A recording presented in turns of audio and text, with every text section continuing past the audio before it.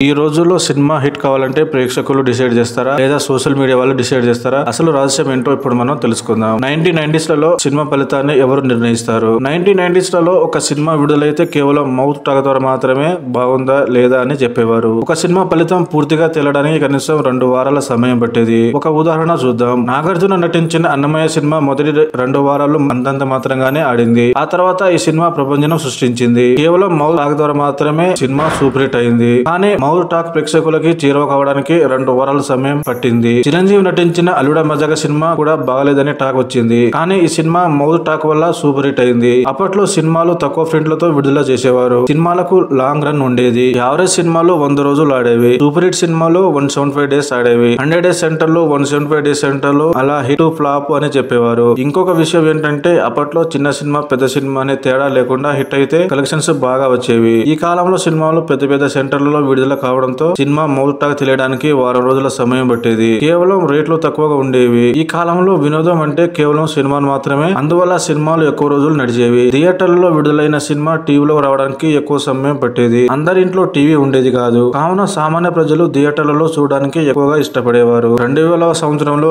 ఏం మార్పు వచ్చింది? 2000 దశకంలో చాలా చిన్న సినిమాలు ఇండస్ట్రీ హిట్లుగా నిలిచాయి. నువ్వే కావాలి అంటే సినిమా హైదరాబాద్ లోని ఓడియన్ థియేటర్ లో 200 రోజులకు పైగా నడిచింది. దాదాపు 23 కోట్లు వసూలు చేసి బ్లాక్ బస్టర్ హిట్ గా నిలిచింది. ఆ తర్వాత తేజ అనే నూతన దర్శకుడు రూపొందిన చిత్రం నువ్వు నేను సినిమాలు బ్లాక్ బస్టర్ హిట్లుగా నిలిచాయి. ఈ దశకంలో ప్రేక్షకుల్లో చాలా మార్పులు వచ్చాయి. అందరి ఇంట్లో టీవీలు వచ్చాయి. వినోదం మరింత చేరువ అయింది. ఈ దశకంలో చిన్న సినిమాలకు శాటిలైట్ ధర వచ్చేది. 2003 నుంచి సీడీల రూపంలో పైరసీ ఉండేది. ఈ కాలంలో సోషల్ మీడియా ప్రభావం లేదు. సినిమా మౌత్ టాక్ ద్వారా తెలిసేది. మరియు కొన్ని మీడియా సంస్థలు న్యూస్ పేపర్లలో రివ్యూ రాసేవారు. స్టార్ హీరోల సినిమాలు కూడా చిన్న చిన్న టౌన్లలో విడుదల కావడంతో సినిమా టాక్ విడుదల రోజే తెలిసేది. ఆ తర్వాత సినిమా ఫలితం ఉండేది. ఈ కాలంలో 100 రోజులు సినిమాలు మాత్రమే ఉండేది. 2011 దశకంలో సోషల్ మీడియా ఎలాంటి ప్రభావం చూపించింది? ఈ దశకంలో సామాన్య ప్రేక్షకులు సైతం సోషల్ మీడియా అందుబాటులోకి వచ్చింది. 2011 నుంచి ఫేస్బుక్ వాడకం బాగా పెరిగింది. స్మార్ట్ ఫోన్లు కూడా తక్కువ ధరకు దొరకడంతో అరచేతిలో వినోదం వచ్చింది. ప్రేక్షకులు సినిమా థియేటర్లకు రావడం కొంచెం తగ్గించారు. ప్రేక్షకులు చాలా వరకు మౌత్ టాక్ అంటే రివ్యూల మీదనే ఎక్కువగా ఆధారపడేవారు. రివ్యూ రాసే వెబ్సైట్లు చాలా వరకు పుట్టుకొచ్చాయి. టెలికాం మార్కెట్ లోకి జియో రావడంతో ప్రేక్షకులకి వినోదం మొత్తం స్మార్ట్ ఫోన్ లోనే దొరికేది. తనకు నచ్చిన సినిమాలు డౌన్లోడ్ చేసుకుని చూసేవారు. దీంతో చిన్న సినిమాలకు మార్కెట్ లేకుండా పోయింది. సినిమా సూపర్ హిట్ అయితే తప్ప థియేటర్లకి రావడం తగ్గించేశారు ఫ్యామిలీ ప్రేక్షకులు. టికెట్ రేట్లు కూడా చాలా పెరిగాయి. థియేటర్లలో వచ్చిన సినిమాలు టీవీలలో రావడానికి ఎక్కువ సమయం పట్టేది కాదు.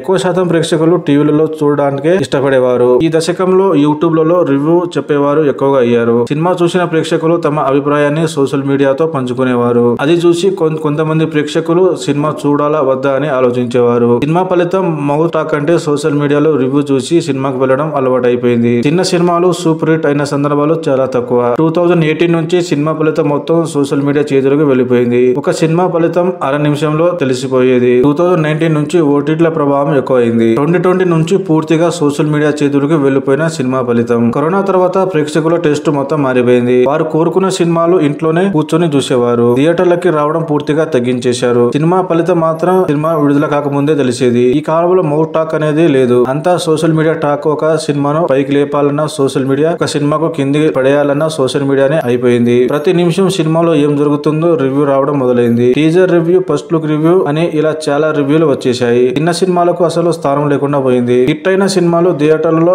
2 వారాల్లో ఉంటున్నాయి. ఫ్లాప్ అయిన సినిమాలు 3 రోజుల్లో పోతున్నాయి. బ్లాక్ బస్టర్ అయిన సినిమాలు 3 వారాలు థియేటర్లలో ఉంటున్నాయి. హిట్ అయిన చిన్న సినిమాలకు కూడా కలెక్షన్స్ కూడా రావడం లేదు. థియేటర్లలో విడుదలైన సినిమాలు 2-3 వారాల్లో ఓటీటీలోకి వస్తున్నాయి. ప్రేక్షకుల పాయింట్ ఆఫ్ వ్యూ లో ఫలితం గురించి. ఎవరైనా ప్రేక్షకుడు సినిమాకి వెళ్లాలంటే ముందుగా సినిమా రివ్యూ చూస్తున్నారు. రివ్యూ బాగుంటే వెళ్తున్నారు, లేదంటే లేదు. ఈ రోజుల్లో సినిమా రివ్యూ రాసే వాళ్ళు కొన్ని వేల మంది ఉన్నారు. Social media review, YouTube review ఇలా చాలా ఉన్నాయి. ఈ రివ్యూలు చూసి సినిమా బాగుంటే వెళ్తాం, లేదంటే లేదు అనుకునేవారు చాలా మంది ఉన్నారు. గతంలో విడుదలైన లైగర్ సినిమా విషయానికి వస్తే ఈ సినిమా విడుదల కాకముందే చాలా మంది రివ్యూ రాసేశారు. సినిమా అసలు బాగలేదని సోషల్ మీడియాలో విపరీతంగా పోస్టులు పెట్టారు. దీంతో మ్యాట్నీ షో నుంచి ప్రేక్షకులు రావడం తగ్గించేశారు. ఈ సినిమా నిజంగానే బాగలేదు, అది ఓకే, కానీ ఇలా సోషల్ మీడియాలో విపరీతంగా ప్రచారం చేయవలసిన అవసరం ఏముంది? ఈ ప్రచారం వల్ల కనీసం ఈ సినిమాకి ఓపెనింగ్స్ కూడా రాలేదు. ఇది ఏ ఒక్క లైగర్ గురించో కాదు, చాలా సినిమాలకి ఇదే పరిస్థితి. గతంలో విడుదలైన సర్కార్ వారి పాట గురించి అయితే మొదటి రోజు తెలుగులో ఒక